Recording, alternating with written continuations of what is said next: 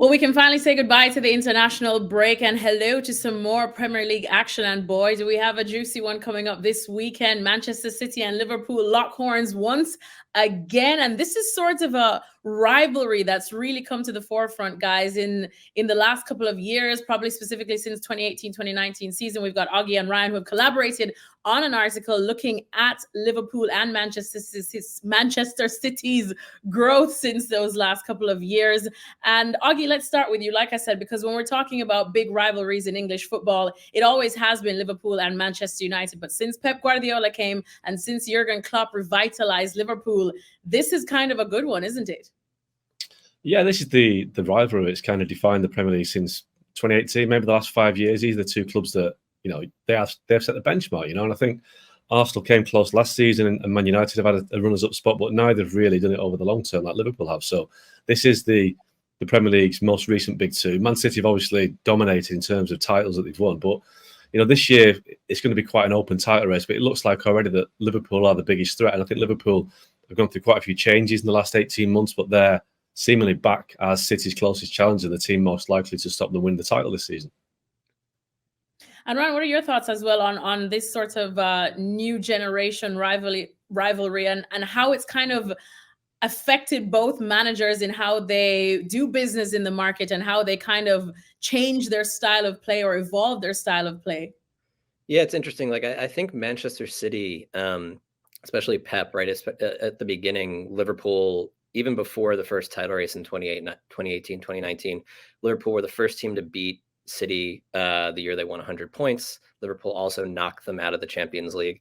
And I think just overall, Liverpool have given City more problems than any other team in terms of the full season and in terms of the kind of head-to-head matchup. And I think in some ways you can kind of look at Man City now where they don't take as many risks as they used to do. They don't press as much. They don't try to control the ball as high up the field. They move very slowly now. They try to kind of control the game without taking as many risks. And that in some ways that does kind of feel to me like a direct response to Liverpool being able to essentially hit them on the counter and kind of rip them open despite not having much of the ball over the past 5 years. So I think City in particular, you can kind of probably trace the tactical development of the team over the last 5 years to some of the issues they had with Klopp's Liverpool.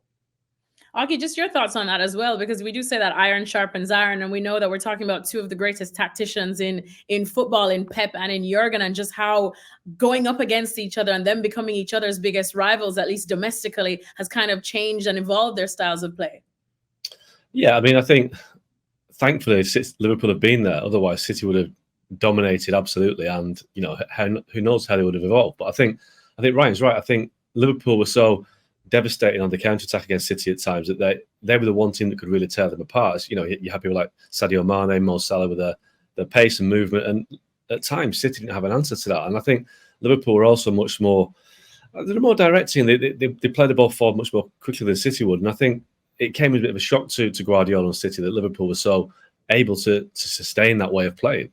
Now, both sides have changed in recent years. I think Liverpool have had to change because obviously Mane's gone and Roberto Firmino's gone.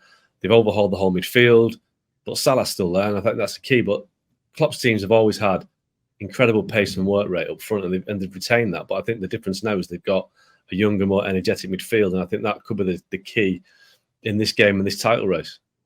Yeah, Ryan, just your thoughts on that too, because as Augie said, we saw a time where Liverpool rose straight to the top under Jurgen Klopp, won everything that they needed to win. They may not have done it like City all in one season to win the treble, but then they sort of went through a dip in form. We saw Jurgen coming out and talked about all the injuries that he sustained, how, they needed to invest in players. And then we saw Arsenal as well come back in terms of challenging City for the title. But now Liverpool seem to be reaping the rewards of this rebuild that we've seen in the front line as well as that midfield.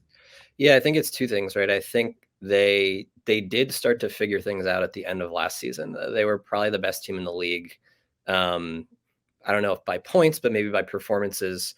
Essentially from the Arsenal game on, I would say you can make a pretty good argument of that. So they did improve even before they overhauled the midfield, but then they did overhaul the midfield. And I think the interesting thing with Liverpool is that the previous iteration of Liverpool challenging City, it was the midfield was just kind of very stable and workmanlike. And you had the fullbacks bombing up the wings. Then you had the 2 goal-scoring wingers, and then your center forward was Firmino, and he was much more of a creative kind of center forward. And now, essentially, all of their midfielders are creative midfielders that played sort of a more attacking role. Either Curtis Jones when he was younger, or McAllister and Szoboszlai were much more attacking oriented players at their other teams. So now you have this team where you have the midfielders that are creating chances, they're bombing into the box. And that in a way is kind of what it used to be like at City earlier on in the kind of David Silva, De Bruyne, Bernardo Silva, Gundogan, that era of the City midfield. So yeah, it's both Liverpool improved, I think, because of some changes they made last year, and then the personnel is different and younger and much more effective now.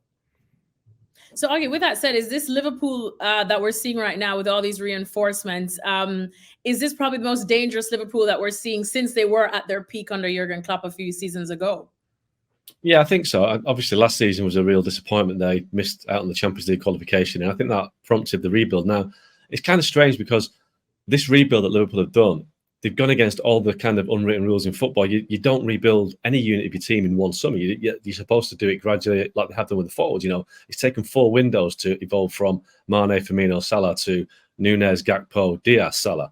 That was done with a long-term plan. The midfield was, they basically got a midfield they didn't expect to have, because prior to the summer rebuild, they wanted Jude Bellingham in 2022. They wanted Jude Bellingham. They're going to wait until 2023. And then he was also part of a plan with Mason Mount. And Mason Mount chose to go to Man United. He probably regrets that now. I'm pretty sure he does. Jude Bellingham chose to go to Real Madrid. So Liverpool's, ideal plan was thrown into the wind. Also added to that is the fact that they didn't expect to lose Jordan Henderson and Fabinho this summer, because they'd let James Milner go on a free transfer. They'd let Alex Oxlade-Chamberlain go on a free transfer. So the idea was to gradually evolve the midfield. But obviously Henderson and Fabinho went to Saudi Arabia. So all of a sudden you've got 4 midfielders. You've got Szoboszlai, you've got McAllister, you've got Gravenberch, and you've also got Endo. And all of a sudden these 4 midfielders have come in the same summer, but they've been fantastic. So they've kind of kicked on with this brand new midfield when most teams or clubs say it needs 3 or 4 windows to gel. They've done it so quickly, and I think that's why it's caught everybody by surprise. And for me, Szoboszlai has been just an amazing signing. He's been the kind of the box office star. He's been the exciting guy. He's reminded Liverpool of like Steven Gerrard, the guy that would take shots from the edge of the box. He has been a sensational signing, but he wasn't a guy that was on their list at the start of the summer. But it shows you how Liverpool's recruitment works and how they've also got a plan B and a plan C at times. And that's why they're where they are now. Well, so brilliant business done in terms of player investment there at Liverpool. We seem to see paying off, as we said, Ryan. But Manchester City, let's be honest, their squad probably still is the absolute envy of everyone. Even though we still see some players that may not quite fit into the Pep Guardiola system, it's still a big boss move to even have them on the bench. And I don't think tongues wagged harder than when we saw Erling Haaland put pen to paper for Manchester City. So much so that we don't even need to discuss how great of a signing this was, because we already know this. But so much so that, do you think it's almost overshadowed some of the other great business that Manchester City has done that is probably key to why they're still able to dominate so well, Ryan? And I'm talking about the likes of Julian Alvarez, my boy, Rodri as well, who was probably, you could argue he's the best player on the pitch most days for City.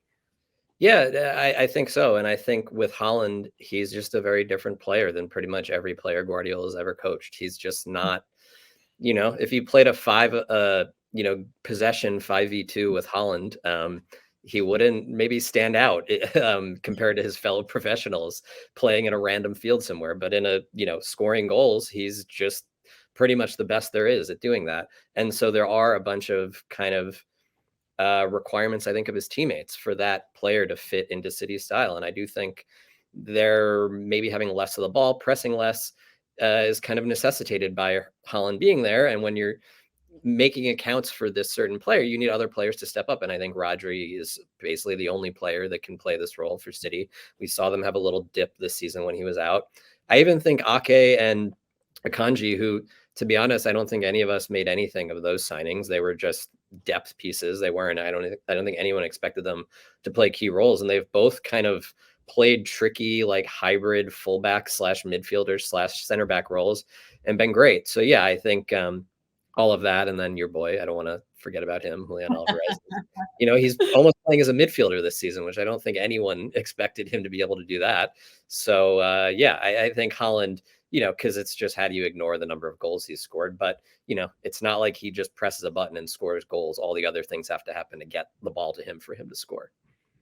I don't think they're going to start making footballers to just play one sole position anymore, especially if they want to do it like Pep Guardiola or be a part of any system Pep Guardiola's in. But Augie, your thoughts as well on probably some of the other City signings and the great business that they've done over the last couple of years that, don't just all trickle down to Erling Haaland.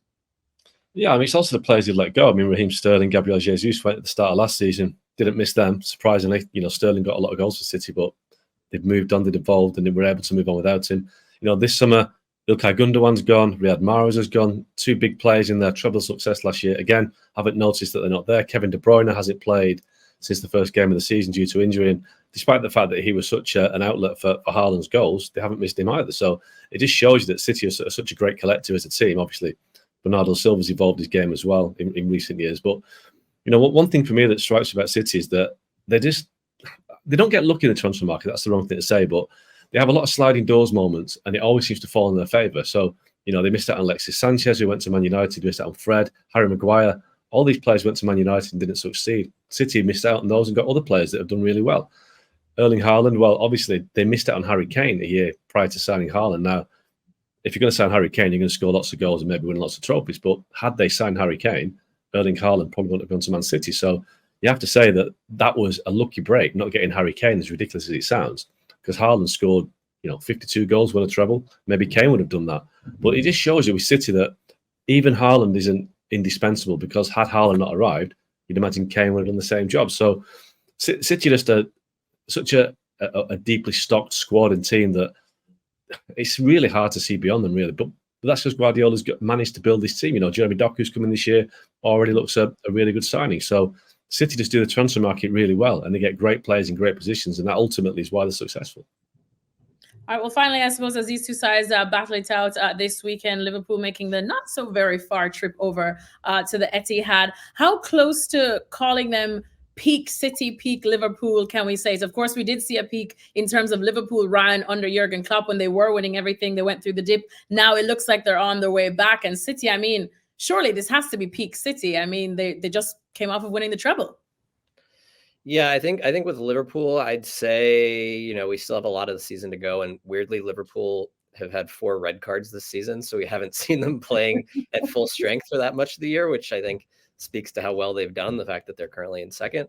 I think I'd put this Liverpool team behind the team from 2021, 2022, the team that won the Champions League, and then the team that won the Premier League. I feel like they're the 4th best Klopp team so far. And those teams were all top 10 points totals in the history of the Premier League. So that's not really criticizing Liverpool. City, I think, I think we'll see. In some ways, in at least in terms of the league, in the Champions League, they've been incredible. In the league, they've been a little fits and starts for me this year so far, but that is with De Bruyne. So I think City are still the clear favorites of the league, but I do think they're probably more gettable than they've been in the league, at least, than in the past couple of years. Oh, interesting. Augie, what do you think? Yeah, I do think that they're both some way short of the peak. I don't think City have kind of hit the peak they hit last season with winning the treble, but obviously it's early season, and at this stage of seasons, the best teams tend to not take it easy, but take their time to hit their straps. I've heard some players say that the very best players, the very best teams, kind of get bored at this time of the year because it's just a kind of routine of winning games. There's no real intensity or pressure because they're not really in that situation yet where they're in a kind of a must-win situation. So I think City will get much better in the second half of the season.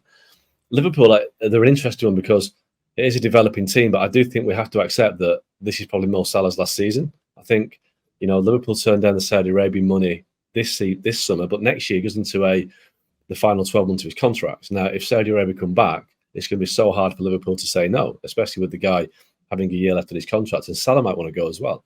So Salah's their best player. He's one of the best players the Premier League's ever seen. So maybe they have to kind of push everything possible to get the best out of this team now, because when Salah goes at some point, it's going to be so hard to replace him. They can't click their fingers and get a Haaland or a Kane. So Liverpool have to be at their peak at some point this season, because when Salah goes, it's going to be a big drop because I don't see anyone out there that can replace him unless they suddenly find the ability to sign Kylian Mbappe. But I don't even think Mbappe would be able to replace Mo Salah. He's been that good for Liverpool. So it's a big season for Liverpool, but I do think that they have got a bit of momentum behind them, and they're the only team that can catch City this year.